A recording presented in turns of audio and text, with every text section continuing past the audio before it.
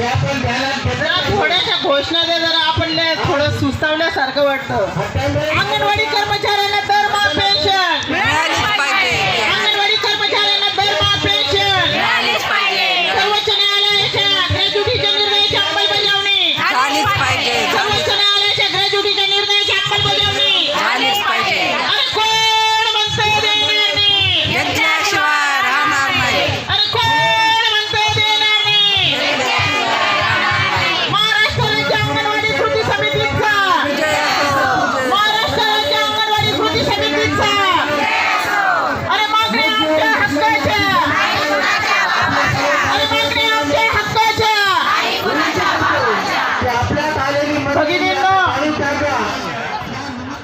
आज आपण मोर्चा पाहिल्यानंतर आपल्याला एकंदरीत असं वाटतं का आपल्या अंगणवाडी ताईंना 3,000 रुपये मानधन वाढ आणि 2,000 रुपये प्रोत्साहन भत्ता मिळाला म्हणजे आपल्या अंगणवाडी ताई इतक्या सुस्तावल्या त्यांना वाटतं सरकारने आम्हाला 50,000 रुपये वाढवले का काय. अशी परिस्थिती सगळीकडे झालेली आहे. रात्रंदिवस पाठपुरावा करणारी आपली महाराष्ट्र राज्य अंगणवाडी कृती समिती आपल्याला आव्हान करते. आपल्याला सर्वांना माहित आहे का आपल्याला ही जी मानधन वाढ झाली ही कोणत्या परिस्थितीत झाली आणि कशा गडबडीमध्ये झाली. आपल्या अंगणवाडी प्रकल्पाची स्थापना झाली तेव्हापासून एवढा मोठा आपला संप झालेला नव्हता आणि 2024 मध्ये आपले रेकॉर्ड ब्रेक असे मोर्चे झाले. प्रत्येक 1-2 महिन्याला आपण आझाद मैदानमध्ये जागा पुरत नव्हती असे मोर्चे आपण काढले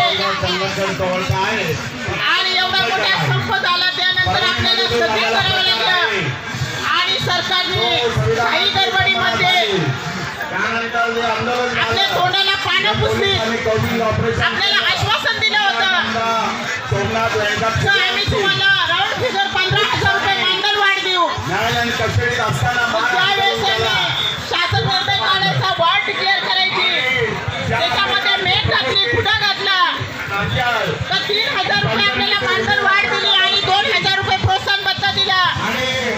त्या प्रोत्साहन भत्त्यामध्ये देखील त्यांनी टक्केवारीचा खेळ केला आणि आपल्याला कदापि हे मान्य नाही. म्हणून आपल्याला त्यांना आठवण करून द्यायची आहे की तुम्ही आम्हाला जे आश्वासन दिलं होतं निवडणुकीच्या पूर्वी आम्हाला दरमहा 15,000 रुपये वेतन वाढ देतात, मानधन वाढ देतात, ती आम्हाला पूर्णपणे दिली पाहिजे.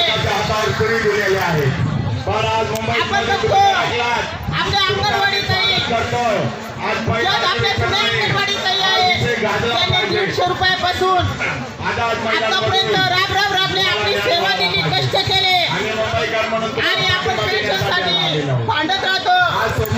आता बऱ्याच अंगणवाडी ताईंच्या डोक्यात असतं का आता मानधन वाढ झाली, पेन्शनचा विषय नंतर बघू.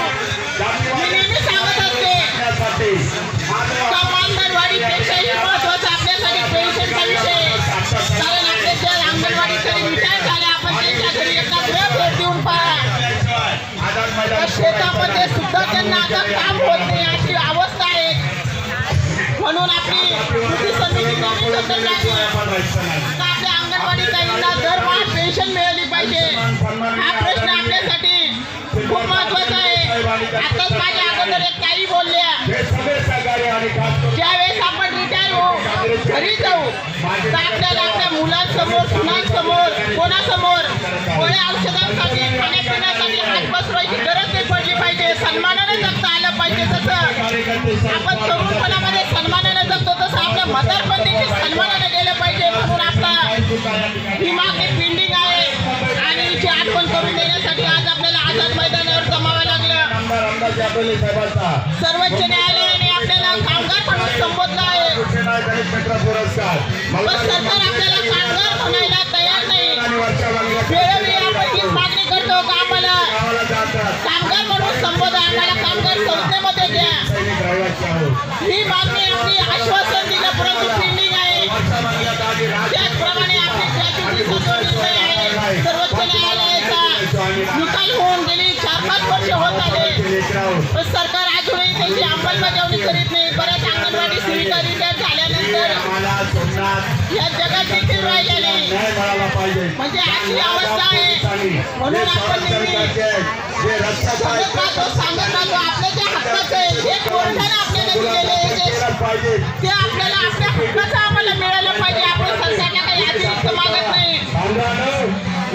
आणि त्यावेळेस सरकारने आपल्याला आता निवडणुकीच्या तोंडावर जाता जाता 3,000 रुपये दिले आणि प्रोत्साहन भत्ता दिला. लगेच त्याच्यामध्ये वेळ वाढवली. आपल्याला वेळेला विरोध नाही पण आपल्याला माहित आहे ज्यावेळेस वेळ वाढवली तर आपल्या सुपरवायझर डायरेक्ट आपल्याला म्हणायच्या 4 वाजेपर्यंत अंगणवाडी सोडायची नाही. बरोबर आहे ना? बरोबर आहे. म्हणजे ते वेळ आपल्याला कशासाठी वाढवली का आपल्या एरियामध्ये जो सर्वे करायचा हे करायचं हे सोडून दिलं आणि एक प्रकारचा आपल्या अंगणवाडी कर्मचाऱ्यांवर एक प्रकारचा दबाव तयार केला, प्रेशर तयार केला. आता जो THR दिलेला आहे सुद्धा निकृष्ट दर्जाचा आहे. आता कॉम्रेड उठालेने सांगितलं का मेलेला उंदीर निघाला. मेलेला उंदीरच नाही, आमच्या तिकडे मेलेली पाल देखील निघाली.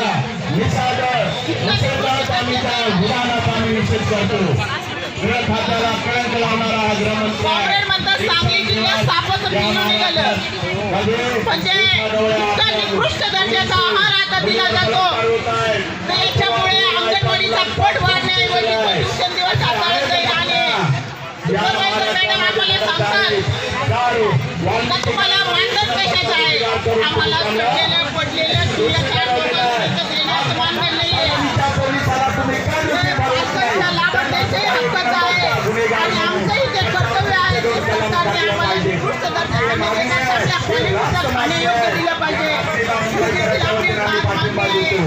त्याचप्रमाणे जे महत्त्वाचं जे असतात आणि ग्रामपंचायती असतात तर ती